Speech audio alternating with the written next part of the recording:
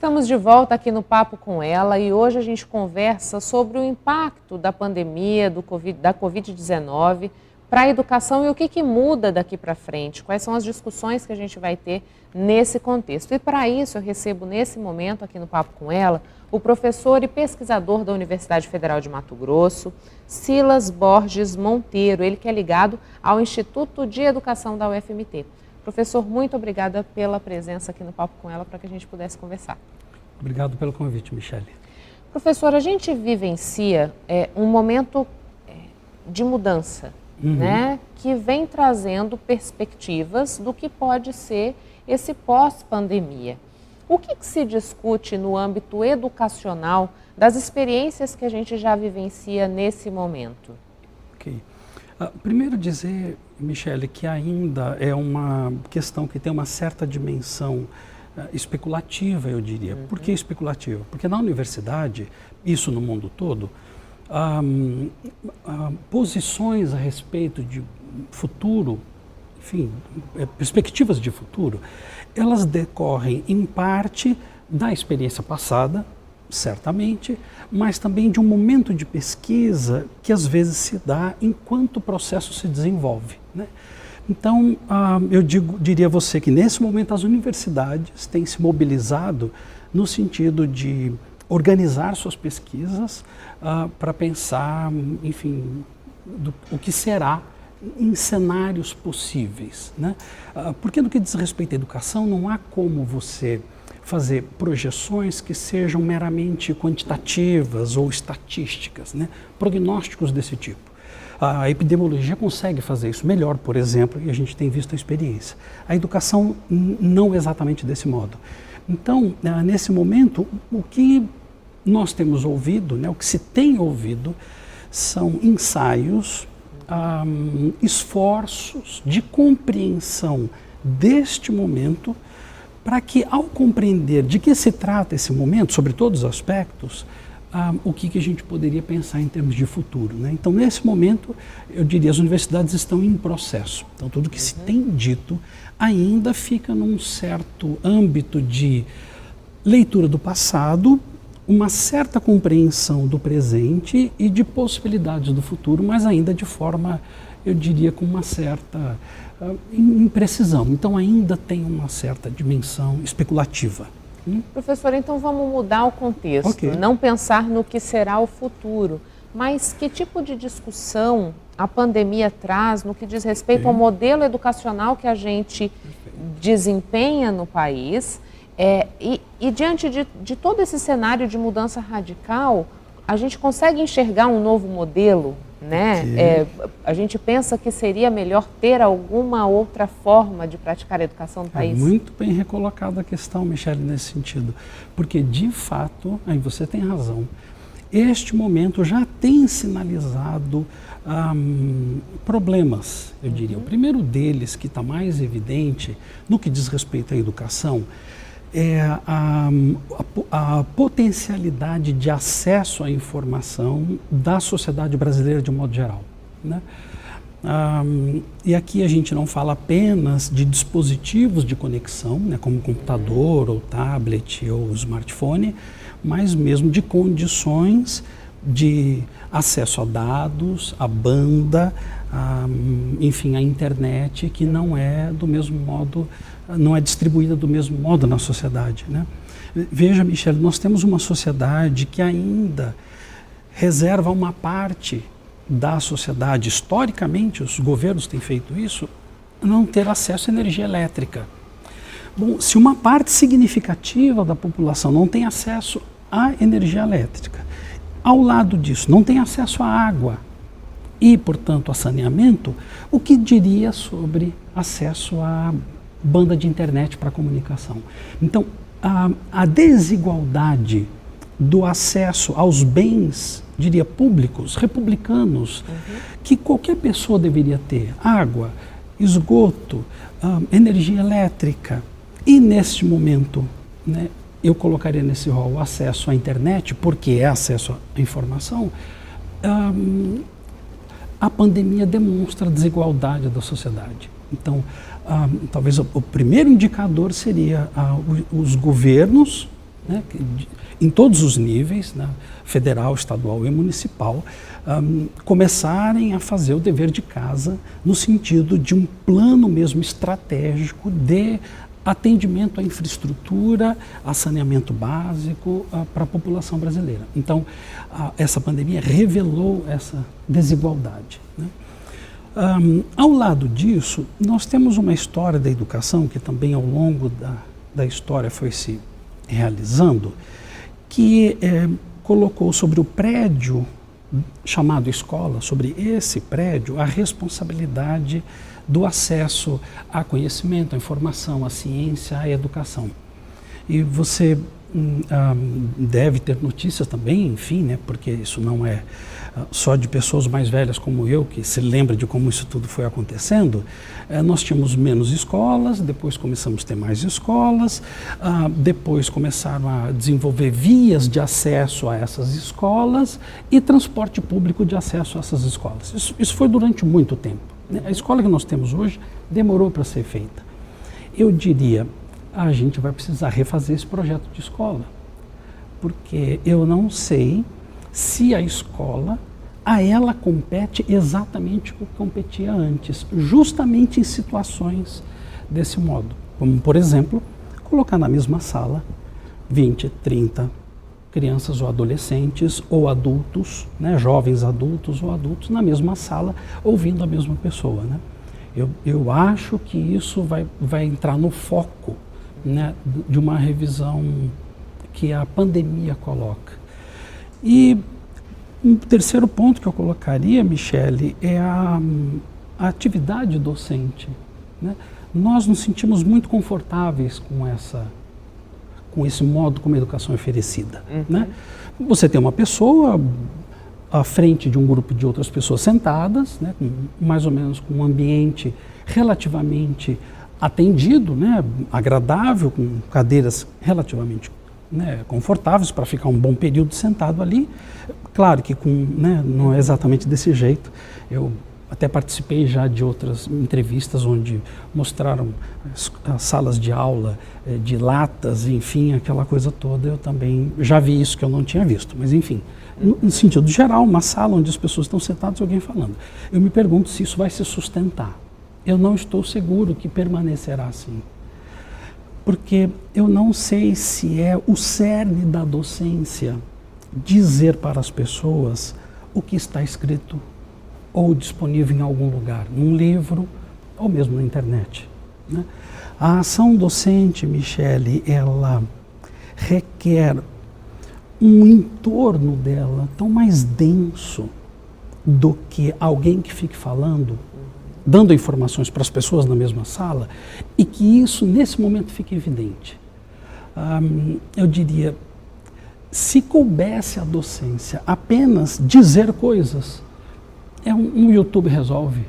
Não precisaria da figura do professor. Né? Põe um vídeo de YouTube, inclusive com um ator ou um bom comunicador. Mas não é disso que se trata.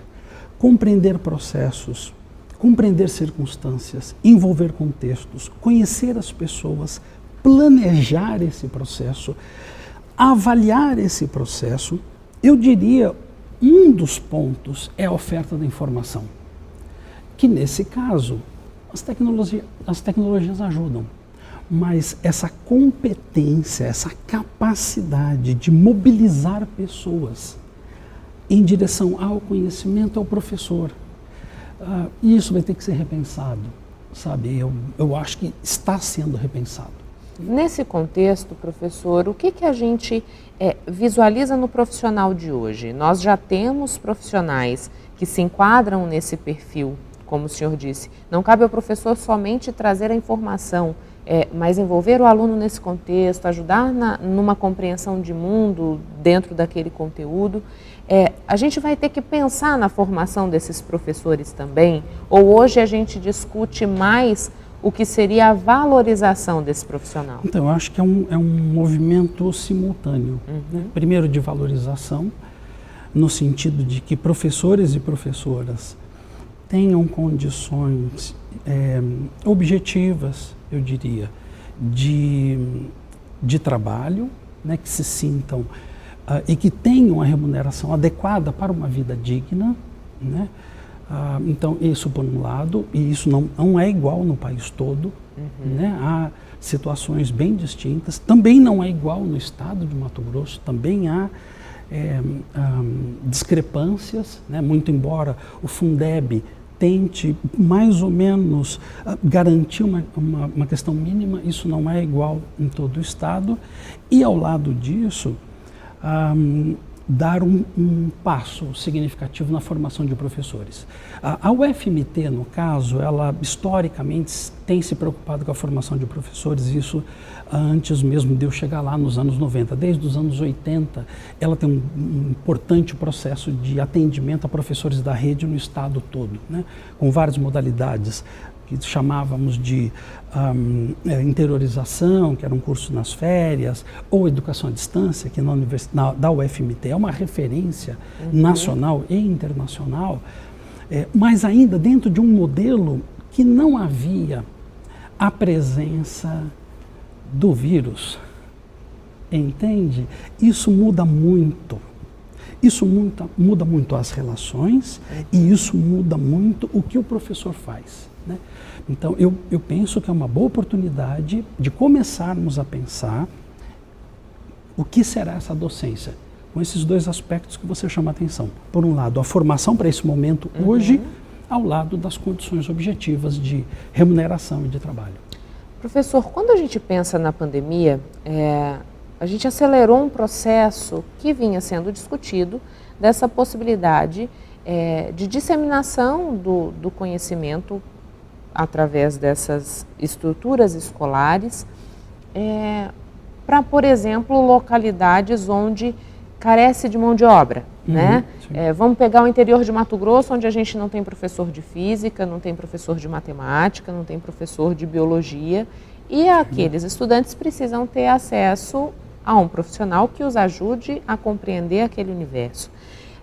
E existia sempre uma resistência muito grande ao que diz respeito ao EAD fora do ensino superior.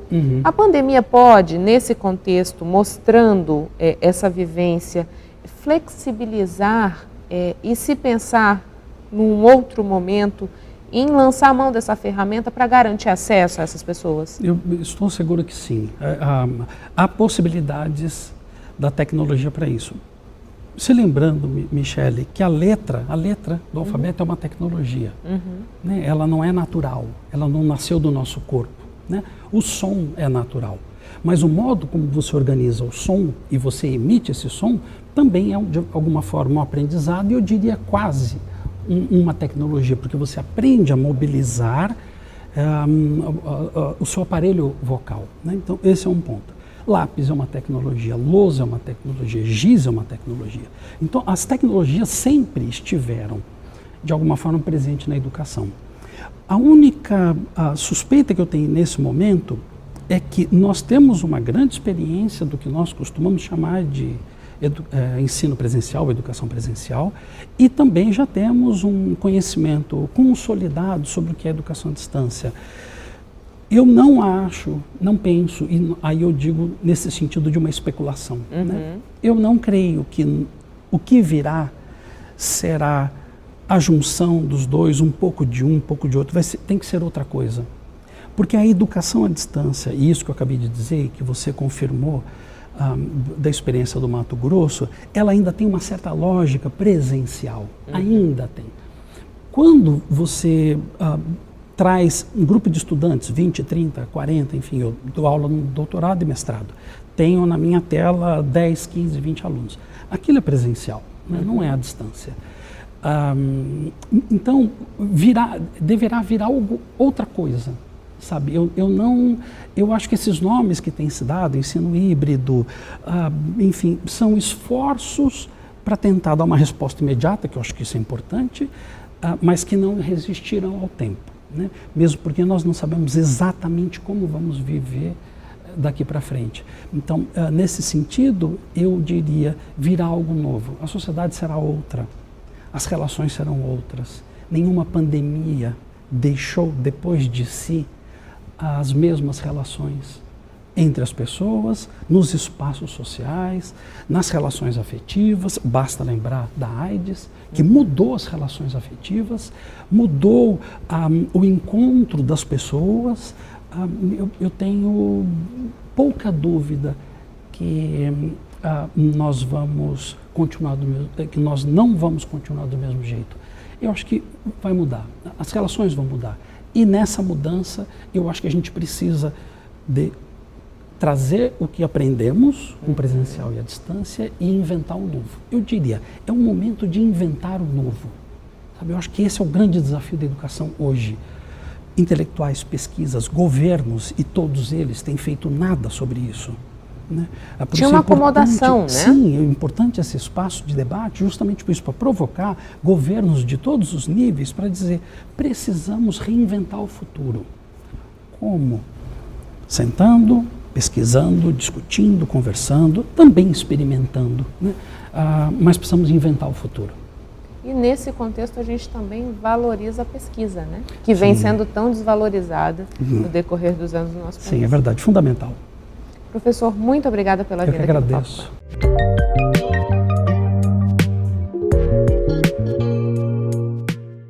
Baú de Pecados, um livro para inquietar a alma humana, de autoria do imortal Aguinaldo Rodrigues da Silva, é a dica literária hoje aqui do Papo com Ela. Avareza, preguiça, luxúria, gula, ira, inveja, soberba com aquele sabor de vaidade. 7 pecados capitais, assim como foram as 7 pragas do Egito e os dias para a criação do mundo, tornando esse número também sagrado. São 7 leis universais: natureza, harmonia, correspondência, evolução, polaridade, manifestação e amor. 7 arcanjos: Miguel, Jofiel, Samuel, Gabriel, Rafael, Uriel e Ezequiel. 7 virtudes: fé, esperança, caridade, prudência, justiça, força e temperança. 7 mensageiros: Krishna, Buda, Lao Tse, Confúcio, Zoroastro ou Zaratustra, Moisés e Jesus. E 7 sacramentos: o batismo, a confirmação, Eucaristia, penitência, unção dos enfermos, ordem e matrimônio. O 7 é o número de referência no perdão. Perdoar até 70 vezes 7. 7 pecados que simbolizam o profano. 7 virtudes que apontam ao sagrado. Aguinaldo Rodrigues da Silva é professor da Universidade do Estado de Mato Grosso e membro da Academia Mato Grossense de Letras. Intervalo comercial e a gente volta daqui a pouquinho, não saia daí.